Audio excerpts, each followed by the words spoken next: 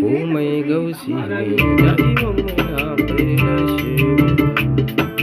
komai gausi ne da'iman muna bayyana shi